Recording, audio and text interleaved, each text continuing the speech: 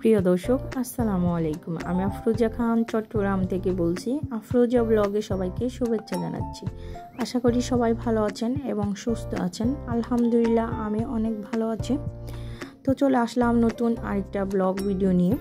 তো সকালবেলা ঘুম থেকে উঠে আমি অফ ক্যামেরায় নাস্তা করে নিয়েছি। নাস্তা করে ঘরের কাজ গুছিয়ে নিয়েছি।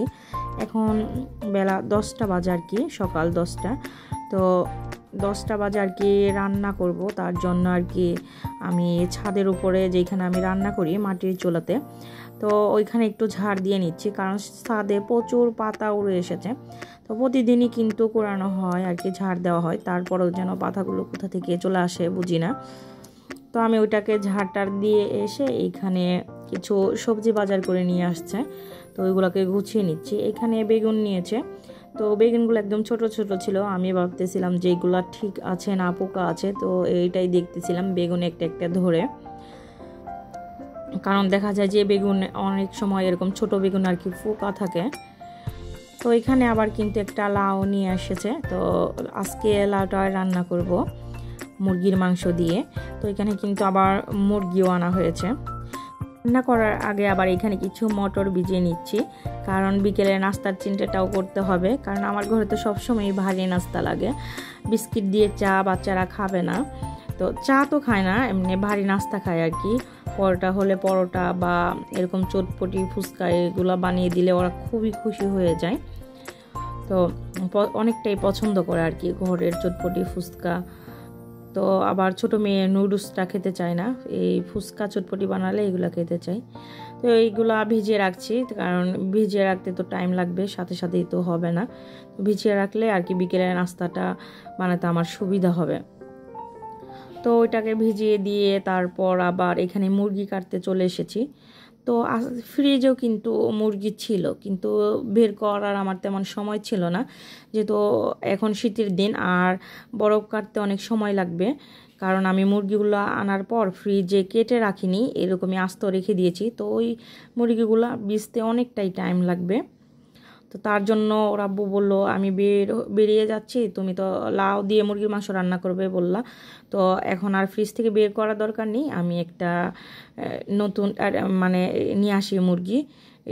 সাথে মেয়েকে নিয়ে গেছিলো, ছোট মেয়েকে, তো ওকে দিয়ে আর কি পাঠিয়ে দিয়েছে, ও পাঠিয়ে দিয়ে ওর কাছে চলে গিয়েছে।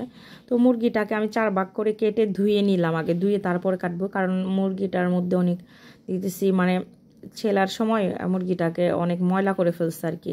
তো ধুয়ে কাটলেই ভালো লাগে, ধুয়ে তারপর আর কি কেটে নিচ্ছি। তো অনেকে আর কি দেখি যে হিসেব করে কত সুন্দর করে সংসারটাকে চালাতে পারে, সারা মাসে কত টাকা আর কি খরচ হলো, কিভাবে কত টাকার বাজার করলো, কাঁচা বাজার কত টাকার, মুরগি মাছ এটা কিনলো, কত টাকার চাল ডাল এগুলো কিনলো আর কি, শুকনা বাজার, মাসে কতটুকু তেল গেল। কিন্তু এই হিসাবটা আমি কখনো করতে পারি না, কখনোই রাখতে পারি না, কারণ আমি শেষ হয় আনে এরকম মাস হিসাবে যে একটা পুরোপুরি বাজার এরকম না। কিন্তু তেল অনেক সময় তেল শেষ হয়ে গেছে, দেখা যায় যে একসাথে দুইটা আর কি 5 লিটারে দুইটা নিয়ে আসলো, তো আবার শেষ হলো আবার আনলো, এরকম আমার মানে মাসে কতটুকু তেল তারপর চাল ডাল এগুলা লাগে কোনো হিসাব নেই আমার। তো মাছ কত টাকার খাচ্ছি মাসের ভিতরে, মাংস কত টাকার খাচ্ছি, এগুলো কোনো হিসেবে নেই, শেষ হয় নিয়ে আসে, যখন সুবিধা পায় তখন নিয়ে আসে। কিন্তু অনেক আপুরা দেখি খুব সুন্দর করে সংসার চালায় হিসাব করে, কিন্তু আমি এরকম পারি না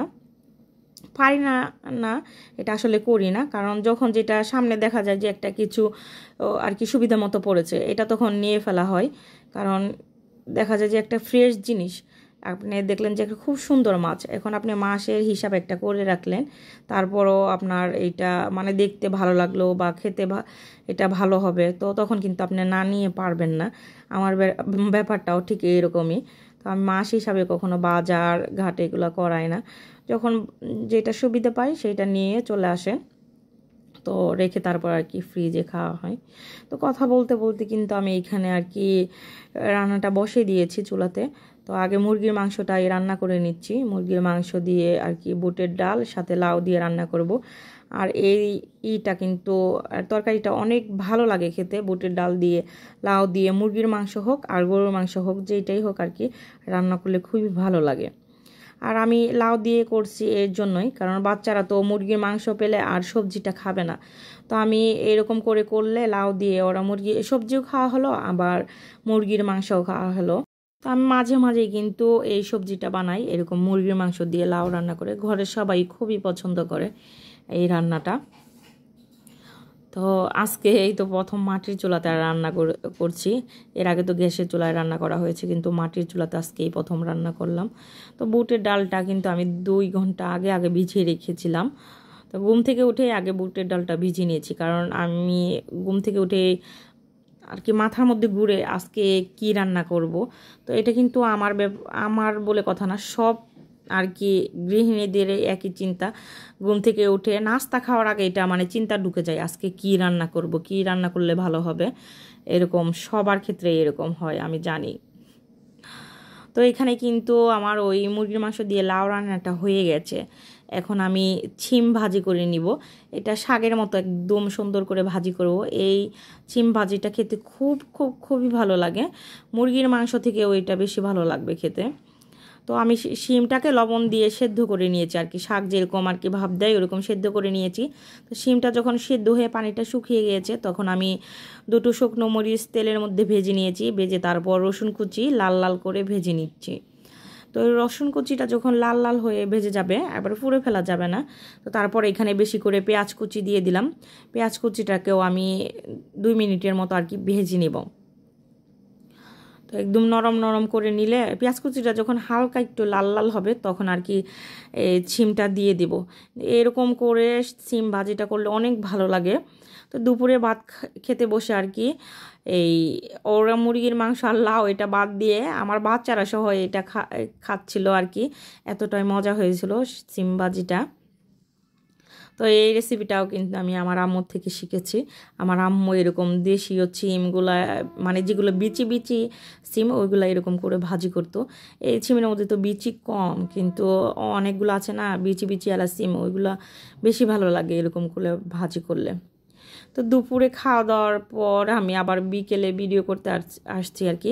আজকে শরীরটা তেমন ভালো লাগতেছিল না, তারপরেও আর কি বিকেলে নাস্তা বানানোর জন্য চলে এসেছি। এখন এশার আজান দিচ্ছে, তখন আমি আর কি এই ফুচকাগুলো বানাচ্ছি। ফুচকা না, চটপটি বানাবো আর কি।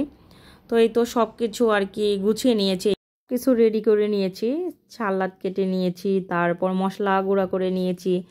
তো টকও কিন্তু বানিয়ে নিয়েছি। তো টকটা আমি বানাইনি, আমার বড় মেয়ে বানিয়েছে। ওকে আমি শিখিয়ে দিয়েছি কিভাবে টক বানাতে হয়। মশলা পরিমাপটা আমি দেখিয়ে দিয়েছি, তো বানাই। সব সময় চটপটি ফুচকা বানাতে গেলে ওই টকটা বানাই, সুন্দর করে বানাতে পারে। তো মশলাটা দিতে পারে না, মশলাটা আমি আর কি পরিমাপ মতো বলে দিই। বিট লবণ, মশলা, মরিচ গুঁড়া আমি বলে দিই আর কি, এরকম এরকম দিবা। তো আজকের ভিডিওটা আর লম্বা করবো না, সবাই ভালো থাকবেন, সুস্থ থাকবেন। আর আমার ভিডিওটি যদি ভালো লাগে প্লিজ আমার ভিডিওতে একটা লাইক দিয়ে দিবেন, সাবস্ক্রাইব করে আমার পাশেই থাকবেন।